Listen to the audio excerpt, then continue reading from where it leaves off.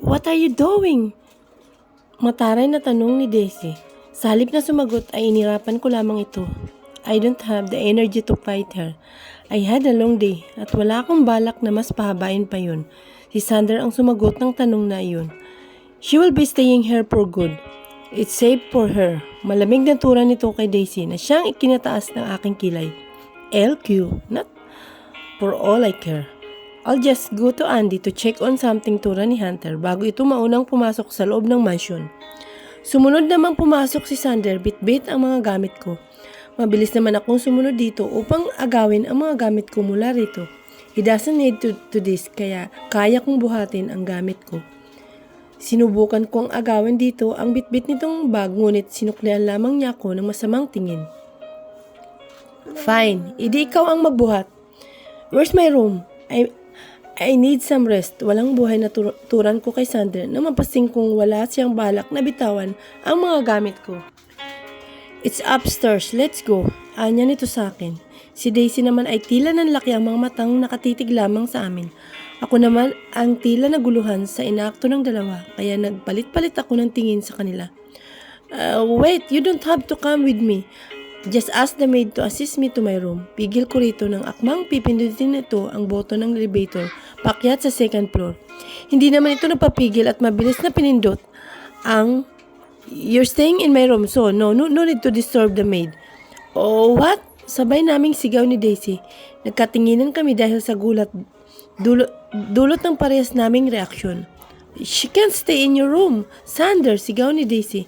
I don't like her but I am with her on this. She's right. I don't see any reason why I need to stay in your room. It's inappropriate for us to share a room. Mataray na turan ko dito. Bakas naman ang nasiyan din si Daisy sa hayagan kong pagtutol. Saglit lamang na tumitig si Sander sa akin ngunit hindi nagsalita. Tumunog ang elevator at bumukas ang pinto noon. Wala pa ding imik na pumasok si Sander sa loob ng elevator. Ako naman ay naguguluhang sinunod ito ngunit bahagya muna akong tumigil at hindi agad pumasok sa loob. Agad namang pinindot ni Sander ang button upang hindi ito sumara. Are you coming? Patay mali siya nitong tanong sa akin na tila ba hindi nito narinig ang huli kong sinabi. Si Daisy naman ay tila kinakabahang nakatingin sa amin. Did you hear what I say? I said I'm not staying in your room. Ulit ko dito. I heard you perfectly. I just don't care. Now, will you please get inside so we can go upstairs? What the actual pack? Seriously, are you fucking kidding me? Inis kong bulyaw dito. You can't scare me by your words. By your cursing, Andy. Now, it's either you get in or I'll carry you. You choose. Tura nito na tila wala lang dito ang pagsigaw ko. I will not stay in your room. Sander, I said with finality, saka padabog na pumasok sa elevator at tumayo sa kabilang parte ng elevator na malayo sa kanya. You can't have her, Sander. Habol pa ni Daisy. You don't have any say in this, Daisy. Now, if you'll excuse us, tuluyan ang sumara ang pintuan ng elevator. Wala ni isa sa amin ang nagtangka magsalita habang nasa papaakyat ng second floor. Nang bumukas ang pinto, ay bumungad sa akin ang pamilyar na ayos nito. Tila wala kahit isang nagbago roon sa loob ng isang taon. I'll just take the other room. I don't have any plans on sharing a room with you. Turuan ko sa kanya nang tuluyan na kaming makababa ng elevator. Ngunit, gaya kanina, ang hindi nito muling pinansin ang aking sinabi at nagpatuloy sa paglakad. Bit-bit ang aking mga gamit patungo sa kwarto. Sa kwarto niya na siya ring kwarto na dati kong tinutuluyan noon. Nung unang tungtong ko sa bahay na ito. Bingi ka ba? Hindi mo ba naririnig ang sinabi ko? Malakas kong sigaw rito. Hunter already told you everything. So, I'm expecting that you already know how dangerous the situation is. Stop being stubborn and get your ass inside my room. Mukhang nainis na rito dahil sa pagpupumilit ko. Yeah, I know how dangerous it is. But I don't see the point of me staying in your room. Kung masyado kang concerned sa safety ko, maybe you shouldn't come back and bury your stupid ass in Italy. Hindi ko napigilang bulalas ang galit na matagal ko nang kinikimkim. How dare to come back and ordered me around as if nothing happened, as if he didn't have sex with Daisy in front of me. Well, that was exaggerating but that was basically it. Kung alam mo lang kung ilang beses kong sinubukang pigilan ang sarili ko para balikan ka, but I can't. I tried to push you away, to save you, and I hurt you on purpose para lang magalit ka, pero hindi ko pala kayang mawala ka. I know how stupid I am for thinking that being away from me is the best for you. I'm sorry. Mahaba nitong paliwanag bagamat nabigla ako sa paghingi ng tawad niya, ngunit hindi na mapapawi ang paghingi ng tawad sa sakit na idulot nito. Masyado yatang late na ang sorry mo. Kahit ano pang dahilan mo ay wala na akong pakialam. Hindi na mahalaga sa akin kung anumang meron tayo noon. Ang tanging gusto ko lang ay makamit ang hustisyang nararapat para sa pamilya ko. I already varied my feelings for you. Simula nang paalisin mo, parang bumalik ang lahat ng sakit na pilit ko nang kinakalimutan. Hindi ako maaaring umiyak sa harapan niya. He doesn't deserve any ounce of thirst. You're lying, maikling tura nito at tila pinipilit basahin ang laman ng isip ko. What do you expect, Sander? Na mahal pa rin kita pagkatapos ng lahat ng ginawa mo? Dinugtungan ko pa ito ng isang sarkastikong tawa. Paano ko patuloy na mamahalin ang isang taong ganun na lang ako kadaling bitawan? I don't love you anymore, Sander. Kaya kung ako ang dahilan ng pagdala mo sa akin dito ay para makuha ko muli, pasensya na, pero huli ka na. Matagal ko nang binaon sa limot ang lahat ng nararamdaman ko para sa'yo. Sumbat ko dito. I don't believe you. Kung totoo man ang sinasabi mo, then it wouldn't be a problem kung magsama tayo sa isang kwarto. Don't worry, I won't do anything without your consent. Seryosong hamon nito. I don't need to prove anything to you, Sander. Ang laki-laki ng bahay mo at ang dami-daming extra room. Hindi natin kailangan magsiksikan sa isang kwarto. Pilit ko pa rin tanggi dito. I'm into saving earth, you know. I'm conserving energy. Mahal kaya ang kuryente ngayon. Tigilan mo nga ako para namang namumulubi ka na para magtipid. Pwede ba? Inis na turan ko sa kanya. You know, Andy, we can argue here all night but that will never change the fact that you have nowhere to stay but my room. Pagkasabi noon, ay tumalikod na ito sa akin at pumasok sa kwarto na bitbit ang mga gamit. Erg, I hate you. Nagmamaktol kong sigaw dito bago tuluyang sumunod dito papasok sa loob ng kwarto. Sinubukan kong buksan ang mga pinto na naroon upang makahanap ng bakanteng kwarto but it was all luck. Nang makapasok ako sa loob ay agad na bumungad sa akin ang pamilyar na amoy nito. Pati na rin ang pamilyar na ayos ng buong kwarto ay walang pinagbago. Nilibot ko ang aking paningin ngunit wala roon ang lalaki. Agad kong hinanap ang aking bag upang makahanap ng pamalit. Tahimik akong naghanap ng masusuot nang marinig ko ang lagaslas ng tubig mula sa banyo. He's maybe taking a shower. Hindi ko na lang pinansin yun at saka tuloy-tuloy sa pag-ayos ng aking mga damit. Nilabas ko na rin ang aking hygiene kit kung saan nakalagay ang aking toothbrush. Dati pa man ay palagi na ako may dalang ganito kahit saan ako magpunta. Kasabay ng aking pagtayo ay ang pagharap sa banda kung saan naroon ang pinto ng banyo ay lumabas si Sander na walang ibang suot kundi ang maliit na tuwalya na nakatapis palibot sa kanyang bewang na tumatakip sa kanyang kasilanan. I hold my breath when I saw his ripped body dripping wet. Nakayuko itong ng bahagya at tinutuyo ang basang buhok gamit ang isang maliit na tuwalya. Hindi ko napigilang mapalunok at matulala sa kanya. Enjoying the view? Bati niya sa akin nang mapansing nakatitig ako. As if I've seen better, kinuha ko ang mga pamalit na damit na aking inihanda sa kamabilis na naglakad patungo sa banyo upang maligo. Hindi pa man ako tuluyang nakalapit sa pinto ng banyo, ay mabilis niyang kinabig ang aking biwang at mahigpit na ipinulupot ang dalawang braso nito noon. I doubt that my love. Unti-unti nitong ibinaba ang kanyang mukha papalapit sa akin. Get off me! Nauutal kong taboy sa kanya. Ngunit ang aking mga salita ay tila tinakaasan ng lakas. Make me angit itong bulong sa pagitan ng halos magkadikit naming mga mukha. He's keeping this distance but is making sure that I am close enough to smell his minty breath. I thought you won't do anything without my consent. I'm not doing anything, Andy. Wala pa. Nakangising tura nito. Pagkatapos ay mabilis din akong binitawan. Dali-dali naman akong tumakbo papasok sa loob ng banyo at agad na inilak yun. Nakahawak ako sa aking dibdib habang hinahabol ang aking hininga habang nakasandal sa pinto. Hindi ko napansin kanina ko pa pala pinigilan ang aking hininga. When I finally calmed down, I started taking off my clothes and get in the shower. Didn't take long when I heard the door of the bathroom click and eventually opened. Pumasok mula roon ang tila hubad baro na si Sander. What the fuck? Malakas na sigaw ko saka tumalikod mula rito upang itago ang hubad kong katawan. I'm absolutely sure that I locked that door. What? I forgot to brush my teeth. You can continue taking a shower. I won't mind. I can imagine the smug look in his face while he's saying that. Mas lalo namang kumulo ang dugo ko dahil sa asal nito na para bang walang problema, na tila ba walang nangyari. Sa tingin ba niya nito ay gano'n na lang kadaling kalimutan ang lahat.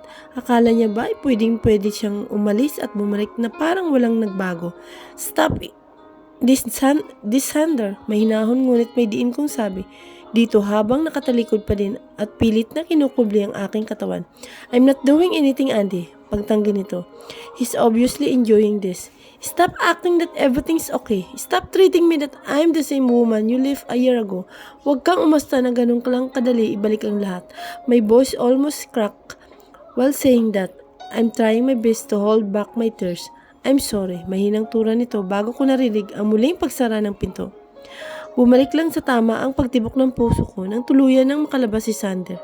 Mabilis kong sinimulan muli ang paliligo. Hindi ko katulad kanina ay may pagmamadali ang aking kilos dahil sa takot na baka muling bumalik si Sander sa loob ng banyo. Nang makatapos ako ay dahan-dahan akong lumabas ng banyo upang tingnan kung naroon si Sander. Kahit papano ay nakahinga ako ng maluwag nang makitang wala roon ang lalaki. Mukhang lumabas ito pagkatapos ng sagutan namin sa loob. I felt guilty for shouting at him, but I need to tell him that teasing me every chance he has is not okay. Dala marahil ng pagod ay agad na akong nakatulog pagkalapat ng aking likod sa malambot na kama. Andy. Maaga akong nagising ngunit walang bakas ni Sander sa loob ng kwarto. Ang parte nito sa kama ay tila hindi rin nagbago ang ayos. Sinyalis na hindi ito natulog roon. Alam kong yun naman ang gusto ko, ang hindi ito makasama sa isang kwarto, pero may bahagi ng aking utak na hindi mapigilang mag-isip. Bumangon ako at saka inayos ang kamang hinigaan bago pumasok ng banyo at maghilamos. Dahan-dahan akong lumabas ng kwarto nang matapos akong magsipilyo at maghilamos. Wala naman akong planong lumabas kaya hindi naman muna ako maligo.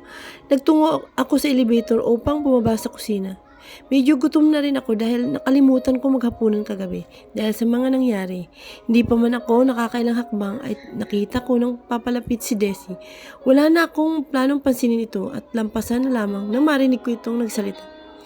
Aren't you going to ask where did Sander sleep?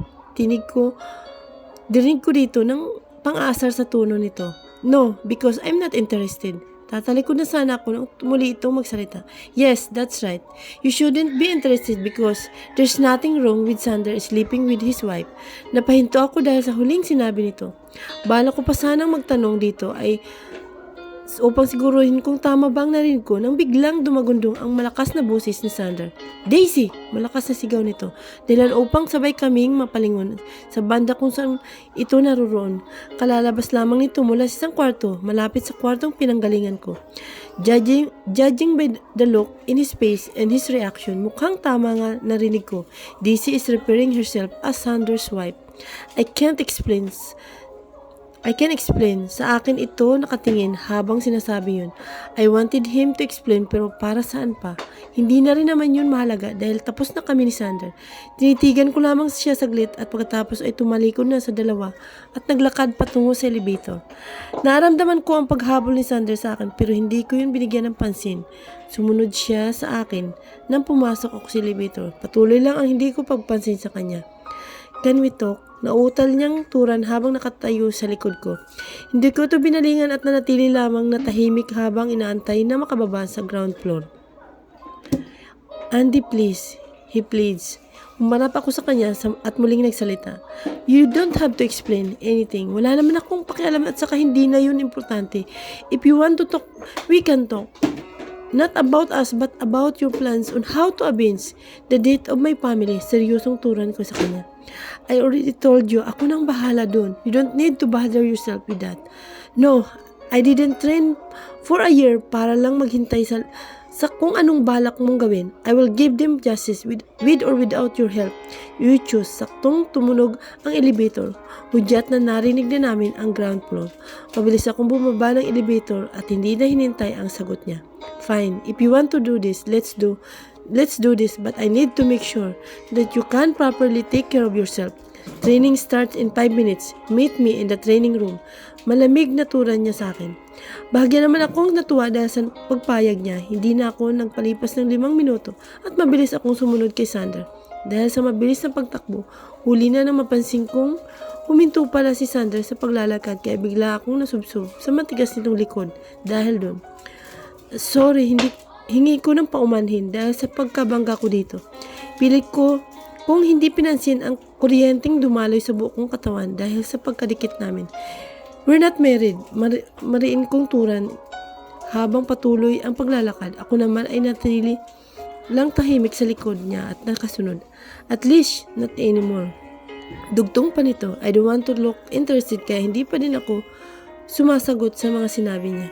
We did get married once due to some circumstances but we already got divorced. I make sure of that before I came back last year here in the Philippines to see you and take you back. Patuloy nito. Ako naman ay pinanatili ang pagiging tahimik at pagpapatay mali siya sa paliwanag nito. Ayaw ko nang tanggapin pero kahit papano ay nakahinga ako ng maluwag dahil sa paliwanag nito.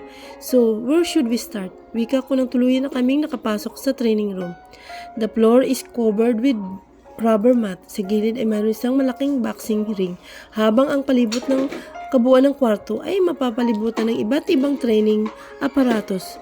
Mayroon iba't ibang gamit sa pakikipaglaban ang naroon katulad ng arnis at espada.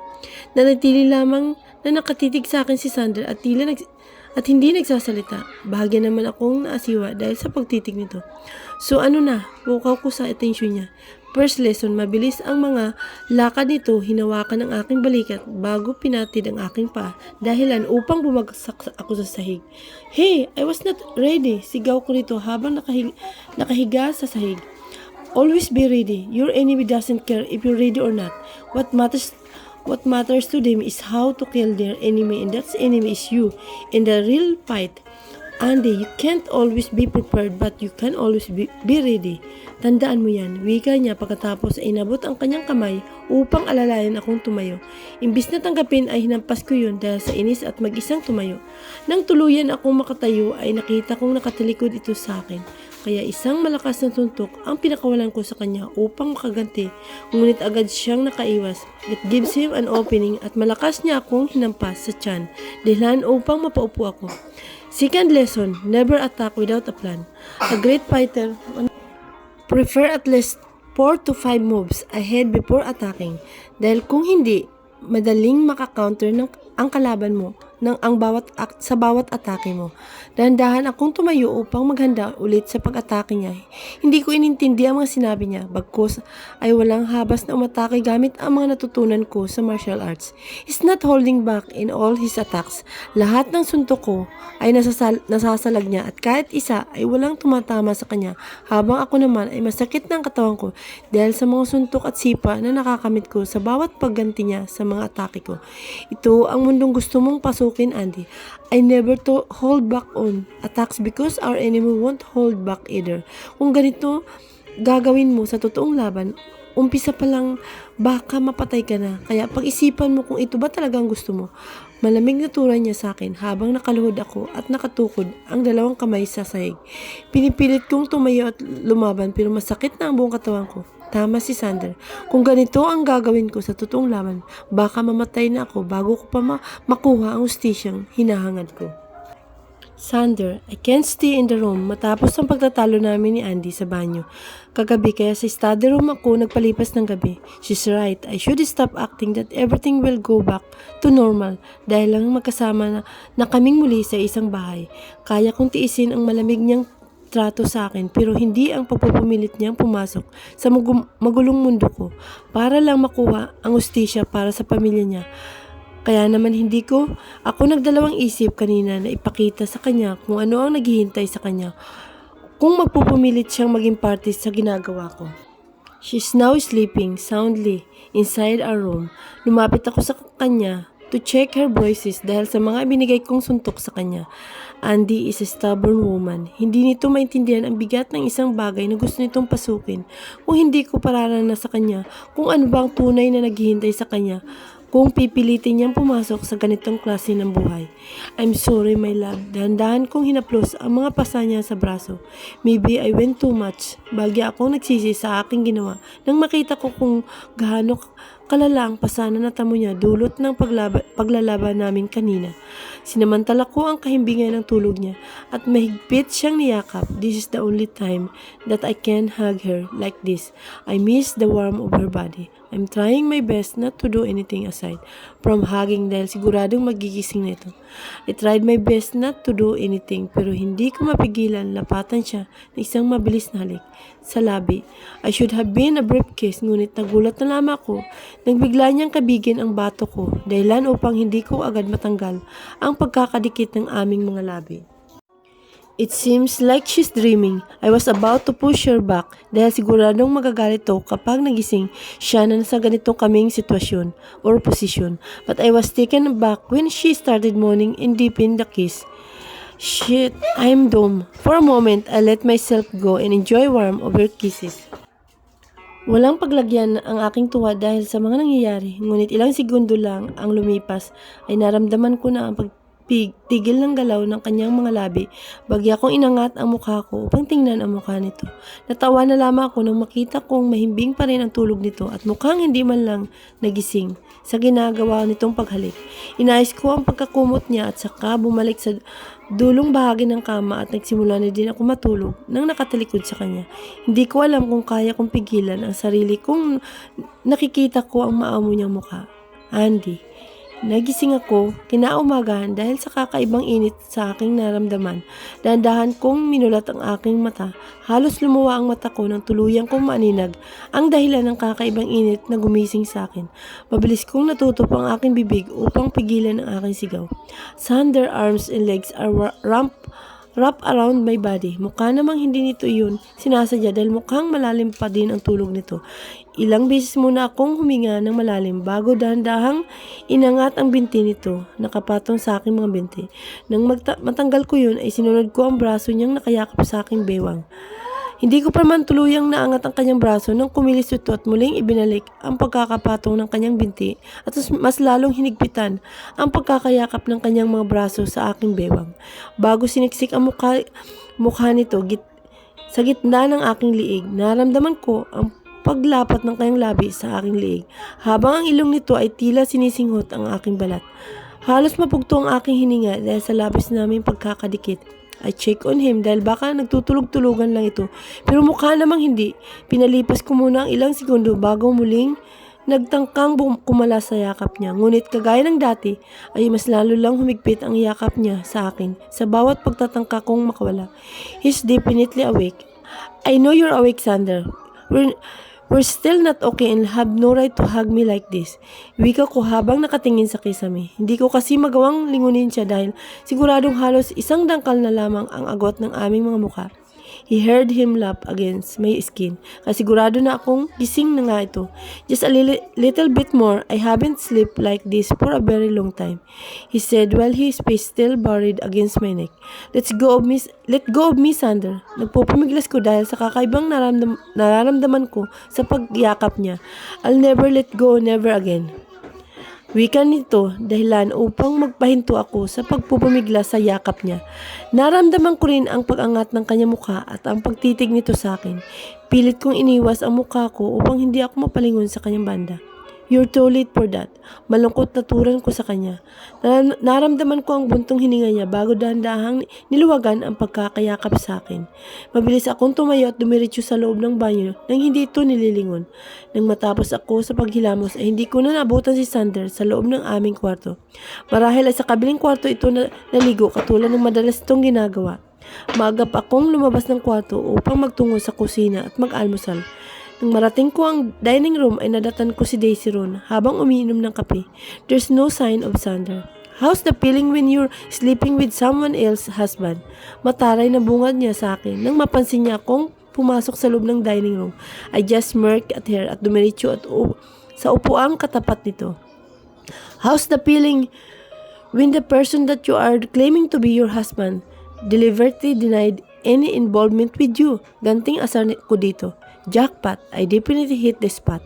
Mas lalong lumawak ang aking ngiti dahil sa nakita kong reaksyon nito. And to answer your question, yes, I enjoy sleeping with your ex-husband. Diin kong turan dito. You're gonna pay for this, you bitch. Bakas ang galit sa mukha nito nang tumayo at nang mamartsyang lumabas ng dining room. Ako naman ay naiwang nakangising dahil sa maliit na tagumpay. So, we're sleep together. Wika ng busis mula sa aking likod. Yes, natulog tayo. Hindi ba yun naman ang ibig sabihin ng sleeping? Hindi ko na nakasalanan kung iba ang pagkakaintindi ng wife mo. Inis na turan ko rito at hindi ito binalingan ng tingin. Ex-wife, Andy. She is my ex-wife. Her father, who happens to be the previous boss of the organization that I controlled now, asked me to marry her daughter kapalit ng paghirang niya sa akin bilang kapalit niya. I don't have any choice that time. Paliwanag niya. I'm not asking for your explanation. I told you, I don't care. Tahimik kong ipinagpatuloy ang aking pagkain.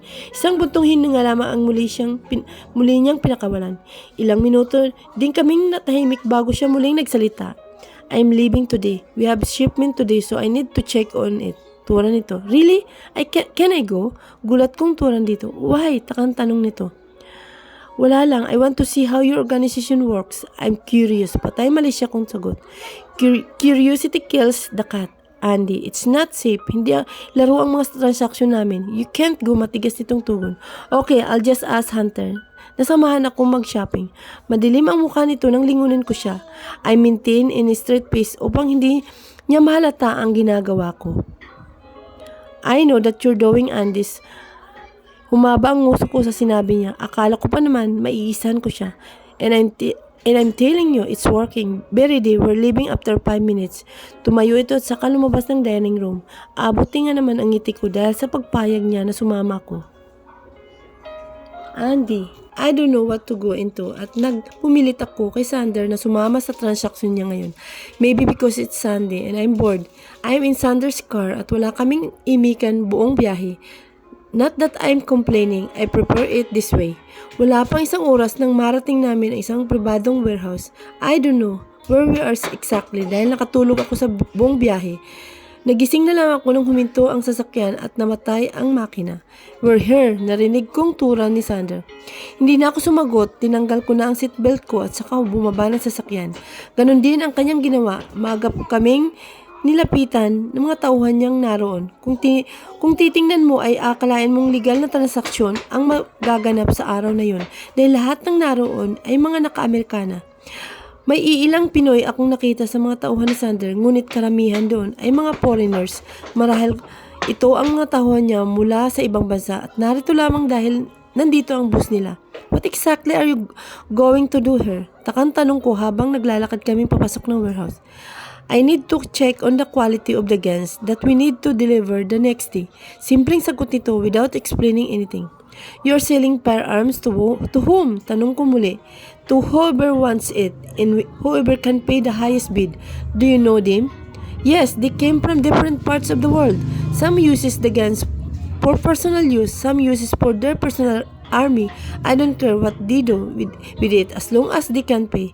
Hindi na ako muling nagsalita at sumunod na lamang sa kanya. Napahinto si Sander sa paglalakad kaya naman nabangga ako sa likod nito. Magtatanong sana ako nang mapansin kong natigilan si Sander. I can feel his alertness, lalo nang pinihit niya ako upang manatili sa likod niya. Nanlaki ang aking mga mata nang makita kong napapalibutan kami ng mga armadong lalaki. Ang iilang tauhan ni Sander na sumundo sa amin sa labas ay agad na kumilos upang pumalibot sa amin at protektahan kami. I don't know what's happening. Just stay behind me, Andy. Narinig kong turan ni Sander na hindi inalis ang tingin sa lalaking nasa kanyang harapan.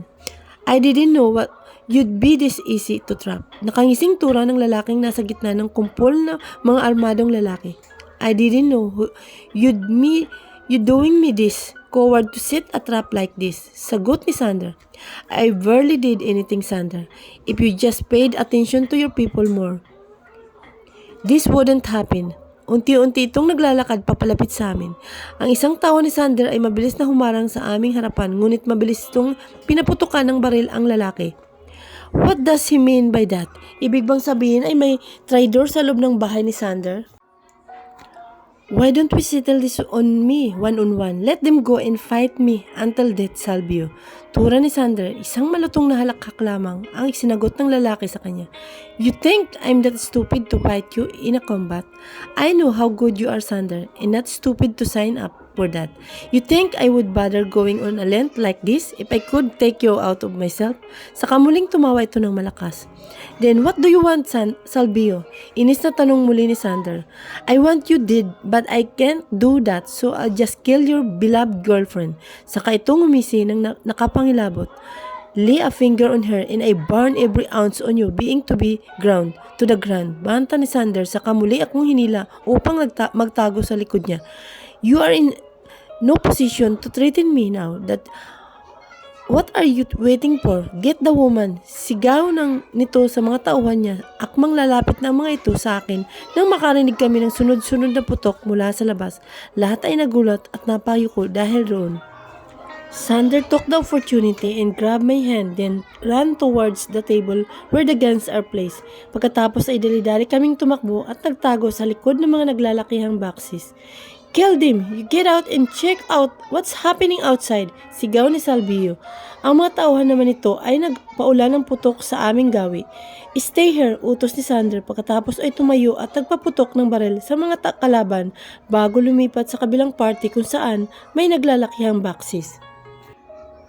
Kill them! You get out and check out what's happening outside, sigaw ni Salvio. Sa mga tauhan naman nito ay nagpaulan ng putok sa aming gawi. Stay here, utos ni Sander, pagkatapos ay tumayo at nagpaputok ng baril sa mga kalaban bago lumipat sa kabilang party kung saan may naglalakihang boxes.